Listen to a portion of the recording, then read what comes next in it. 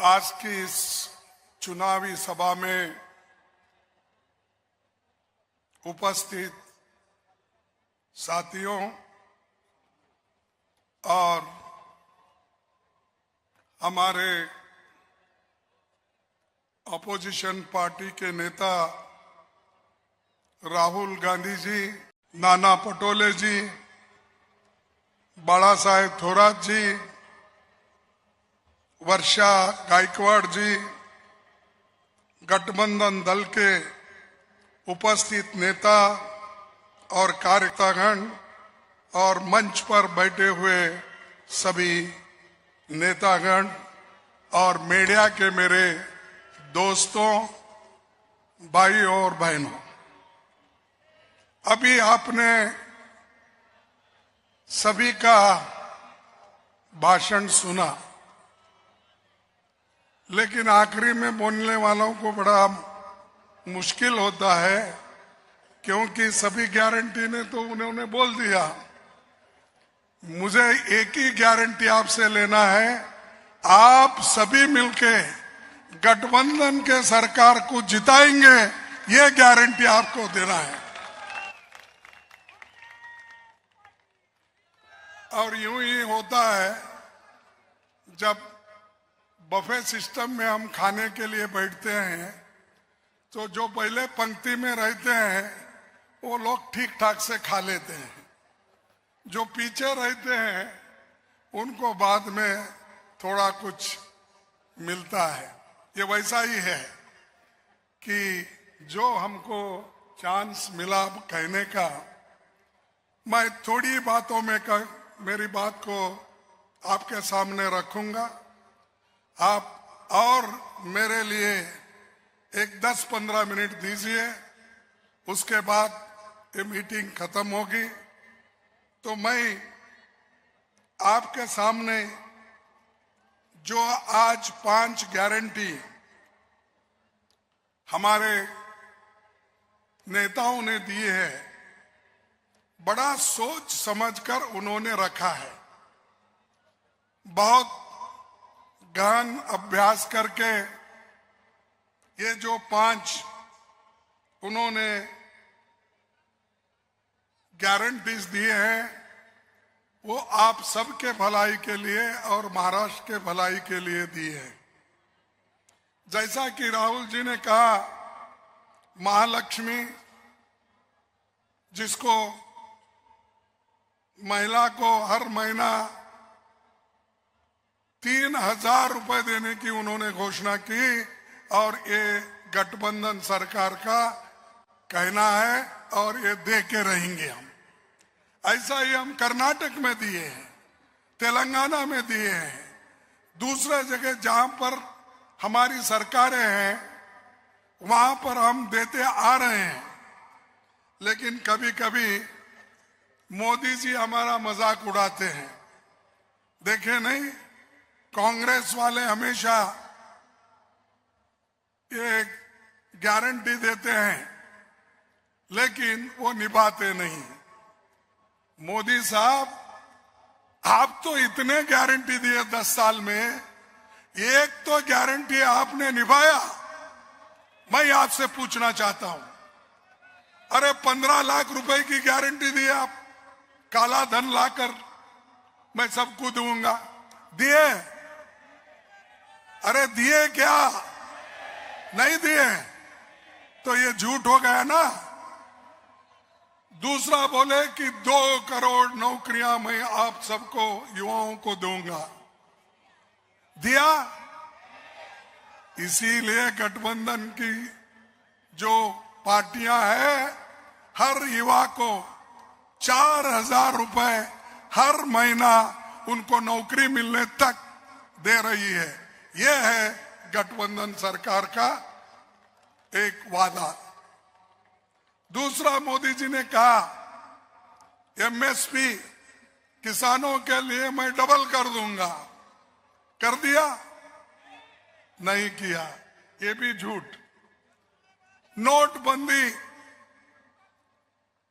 होने के बाद उन्होंने कहा 100 दिन में मैं सब ठीक करूंगा। अगर ठीक नहीं होगा तो मुझे किसी को भी चौरस्ते पे सूली पे चढ़ाओ या मुझे कुछ भी करो, उन्होंने कहा। उससे फायदा हुआ देश का? नहीं। तो मोदी ने तो इतने झूठ बोले, और उसीलिए मैं बोलता हूं कि मोदी ये झूठों के सरदार है। मैं हमेशा पार्लियामेंट में भी बोलता हूं, बाहर भी बोलता हूं, क्योंकि जो आदमी झूठ कहता है वो कभी लोगों के हित में नहीं होता है। हमने जो वायदे किए थे, मैं बताता हूं, कर्नाटक में हमने वायदे किए, वो पूरे निभाए। और मैं आंकड़े के साथ उनको झारखंड में बताया, मोदी साहब आपको आंकड़े बताता हूं, 52,000 करोड़ रुपए कर्नाटक गवर्नमेंट में इस गारंटी को, 5 गारंटी को दिए हैं। उसमें से 47% रुपये खर्च हो गए हैं। ऐसा कोई आपने किया है? ये मोदी की गारंटी बोलते हैं। कौन सा गारंटी फुलफिल की आप? हाँ ठीक है, गारंटी उन्होंने किसको दिया? अदानी अंबानी को दिया है। तो इसीलिए ऐसे जो पार्टियां उनको मदद कर रहे हैं, यहां पर जो भी हो, बीजेपी के और जो बहुत से लोग तोड़फोड़ करके उधर चले गए, तो उनसे आप दूर रहना चाहिए। और वो सही पार्टियां नहीं है, चाहे शिवसेना में फुट के चले गए, चाहे एनसी नेशनल हमारे शरद पवार जी के पार्टी से फुट के गए। ये जो फुट के जा रहे हैं, टूट के जा रहे हैं, इनके हाथ से मुंबई वालों का भलाई करने का कोई उनका इरादा नहीं है, सिर्फ पैसे कमाना। और पैसे कमाने के लिए वो हमेशा हर चीज को तैयार रहते हैं। भाइयों, ये मुंबई ऐसा शहर है, लोग यहां पर कन्याकुमारी से लेकर कश्मीर तक, यूपी के, बिहार के, बंगाल के, मध्य प्रदेश के, हर स्टेट का आदमी यहां आकर पलता है, मजदूरी करता है।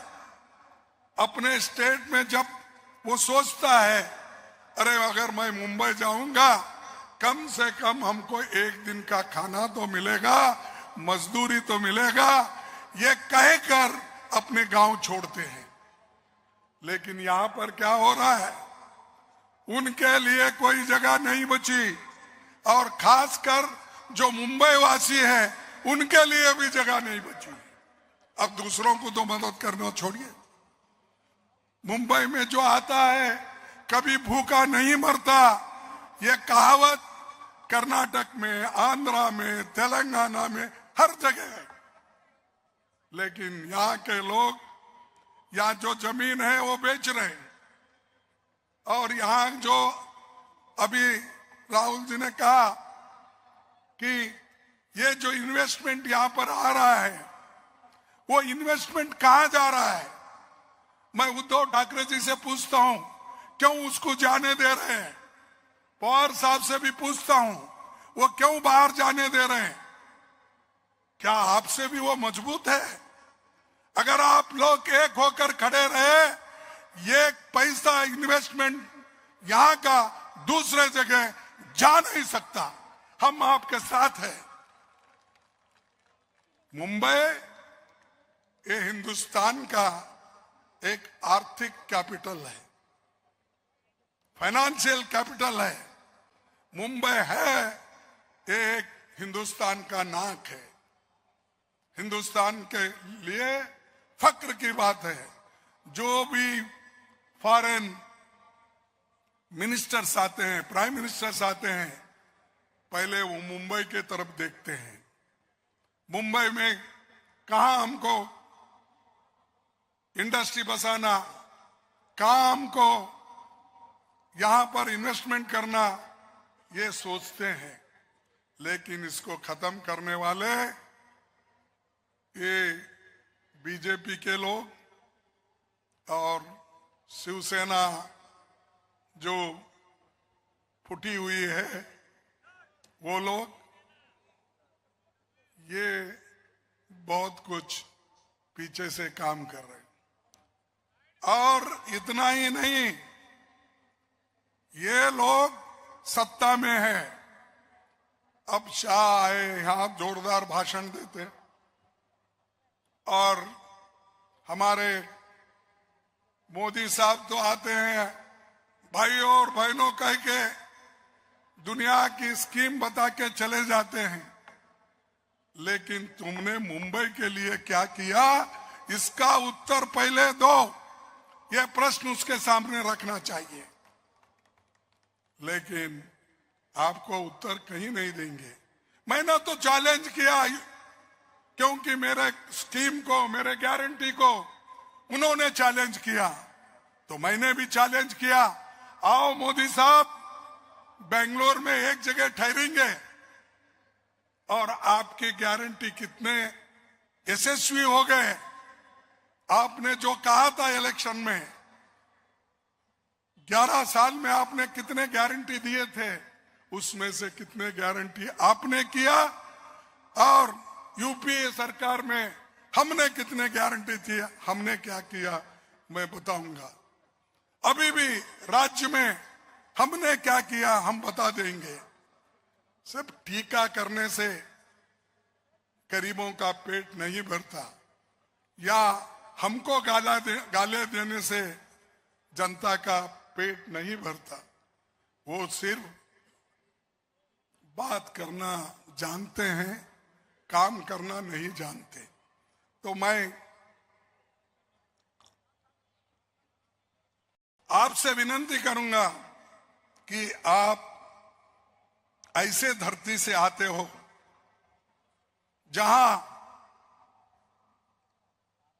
महात्मा फुले, शाहू महाराज, अंबेडकर, इनके धरती से आते हो। और ये संविधान किसने बनाया? यही मुंबई के रहवासी डॉक्टर बाबा साहब अंबेडकर ने बनाया। यह मुंबई की देन है। तो ये इसको रक्षा करना और इसकी हिफाजत करना आपका काम है। लोकतंत्र को बचाना आपका काम है। इसलिए ये बात कभी भी आप मोदी जी के नाम से मुंह से नहीं सुनेंगे, शाह के मुंह से नहीं सुनेंगे, आरएसएस के मुंह से नहीं सुनेंगे। ये अगर कोई बात कर सकते हैं जो गरीबों के तरफ है, तरफदारी करते हैं, वही लोग कहेंगे। इसलिए दोस्तों, मैं आपको यही कहने आया हूं कि फुले, अंबेडकर, शाहू महाराज, इनकी जो विरासत है उसको संभालिए। अरे आपसे दूसरे लोग सीखे हैं। अंबेडकर नाम आज पूरे हिंदुस्तान में हर आदमी लेता है, फुले जी का लेता है। चाहे वो यहीं पैदा हो गए होंगे, यही कार्य उनका होगा। शाहू महाराज का उदाहरण सब जगह देते हैं। क्यों? सामाजिक न्याय के लिए, गरीबों की तरफदारी करने के लिए उन्होंने जो काम किया, उसके लिए सारा देश महाराष्ट्र की तरफ देखता है। और महाराष्ट्र के लोग एक एक करके छोड़ रहे, बाहर जाने दे रहे। तो मैं आपसे विनती करूंगा, आप अगर एक रहेंगे, यूनिटी रहेगी, आपके पास का कोई स्कीम कोई भी नहीं छीन ले सकता। मैं ये दावे के साथ कहता हूं। तो इसलिए मैं आपसे ये बात कह रहा हूं, इसलिए कि ये बीजेपी सरकार हर चीज बेच रही है। बड़े बड़े कारखाने बेच रहे हैं, पब्लिक सेक्टर्स बेच रहे हैं, एयरपोर्ट बेच रहे हैं, पोर्ट बेच रहे हैं, और यहां तक अदानी साहब के जो पोर्ट है, मैं समझा वो वहां गवर्नमेंट सिक्योरिटी है, समझा प्राइवेट सिक्योरिटी है।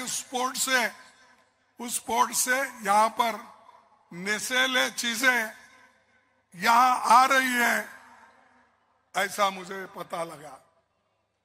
तो नशीली चीजें अंदर लाने के लिए अगर वो पोर्ट काम करता है तो आप महाराष्ट्र के लोग चुप नहीं बैठना चाहिए, हम भी चुप नहीं बैठना चाहिए, इसके खिलाफ लड़ते रहना चाहिए।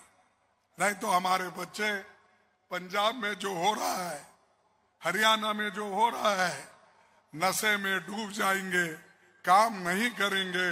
इसीलिए मैं आप तमाम से विनती करता हूं कि यहाँ जो ऐसी सरकार है जो मोदी जी ने बिठाई, हमारी सरकार थी, उद्धव ठाकरे जी चीफ मिनिस्टर थे, हम सब लोग गठबंधन में थे। अरे हमारे सरकार को छीन के, चोरी करके तुमने लिया, और चोरों को सपोर्ट करने वाले मोदी और शाह, उनको सबक सिखाना है। सिखाएंगे आप? अरे क्या जोशी नहीं ना भाई, हम तो सुनते थे बहुत जोशीले यहाँ। ये जो चोरों की सरकार है, इनको भगाना पड़ेगा, इनके ऊपर चार्जशीट करके इनको जेल में डालो। इसीलिए तुम्हारा सपोर्ट हमको होना, इसीलिए हमारे लोगों को तुम चुन के भेजना। अगर आप चुन के भेजेंगे, हम अच्छी सरकार देंगे, और ये जो हमारे गारंटीज है, हमने जो आपको दिया है, ये गारंटीज पक्के हैं। मोदी जी के जैसा नहीं है 15 लाख दूंगा, 2 करोड़ नौकरी दूंगा, डबल इंजन की सरकार है, एमएसपी डबल करूंगा, ये सब झूठे वायदे किए। ये नहीं, ये पक्के वायदे हैं। ये बजट देखकर उन्होंने विचार करके ये किया है। तो इसीलिए जो सच बोलते हैं, जो आपका काम करते हैं, उनको आप सपोर्ट कीजिए।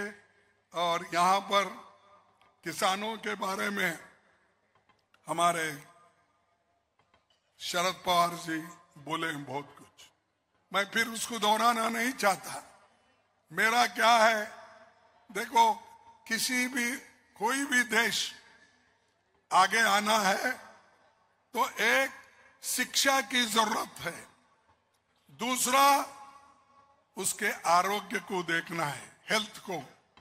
तो मैं अब घोषणा करता हूं, गरीबों के लिए जो हेल्थ प्रोग्राम है, हम लोग 25 लाख रुपए इंश्योरेंस सरकार से करेंगे,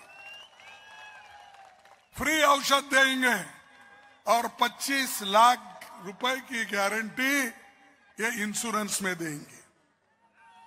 तो हमारे सभी गारंटी जो लोगों के हित में है। अब बुलेट ट्रेन आप देखिए, मोदी जी बोले मैं 2 साल में अहमदाबाद से मुंबई तक बुलेट ट्रेन लाऊंगा। कहां है भाई तेरी बुलेट ट्रेन? वो पुल गिर गया, मोदी जी जिसको हाथ लगाते वो गिरते रहता है। पुल गिर गया मुरैना में, वहां पर गुजरात में पुल गिर गया। मैं समझता हूं, मेरे पास आंकड़े हैं, ये इनके जमाने में कितने पुल गिरे और कितने इन्होंने पैसा खर्च किया, ये मैं आपको बताना चाहता हूं। ये जो है,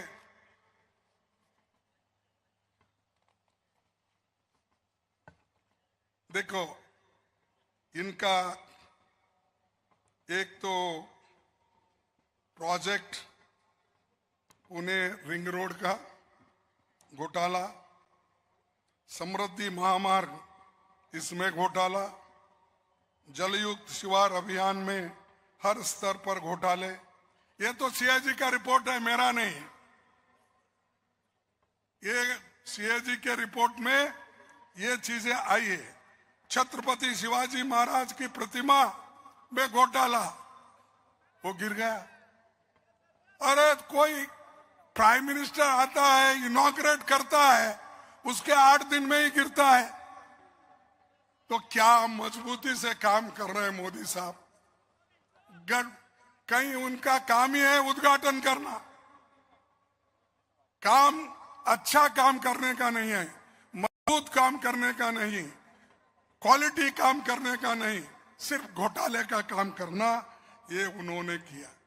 अभी तो सभी लोगों ने बोला धारावी रीडेवलपमेंट के नाम से गरीबों को लूटा जा रहा है, और 8,000 करोड़ एम्बुलेंस खरीदी का भी एक घोटाला है। जलयुक्त शिवार अभियान में हर स्तर पर घोटाले, समृद्धि महामार्ग का भी घोटाला मैंने पहले बताया, और पहले ही मैं ये कहा था कि बीजेपी ने पार्टियां तोड़कर लोगों को खरीदकर ईडी सीबीआई को लगाकर डराकर उन्होंने किया।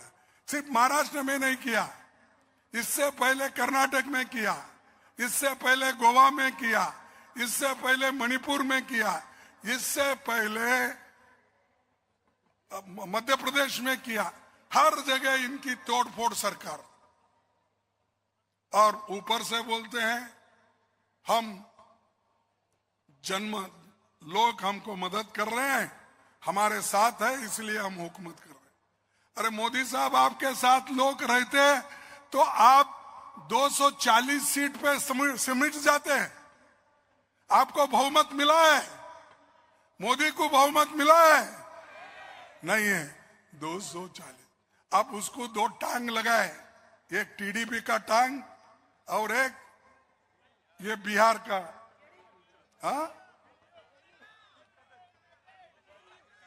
जेडीयू का टांग, एक जेडीयू का टांग, एक टीडीपी का टांग लगा लेके चल रहे हैं मोदी। और मैं दौड़ूंगा भागूंगा बोलते, कहां से भागेंगे भाई? तुम्हारे टांग ही टूट गए हैं, लोगों ने तोड़ दिया है, और इलेक्शन में तुम साफ हो गए। पहले तो 400 पार, मोदी है तो सब कुछ है, ये कहते थे। लेकिन मोदी की गारंटी भी गई, 400 पार भी गया, और 2 टांग दूसरों की लगा के हुकूमत तैमूरलंग कर रहे हैं, और आज हमको ये कह रहे हैं।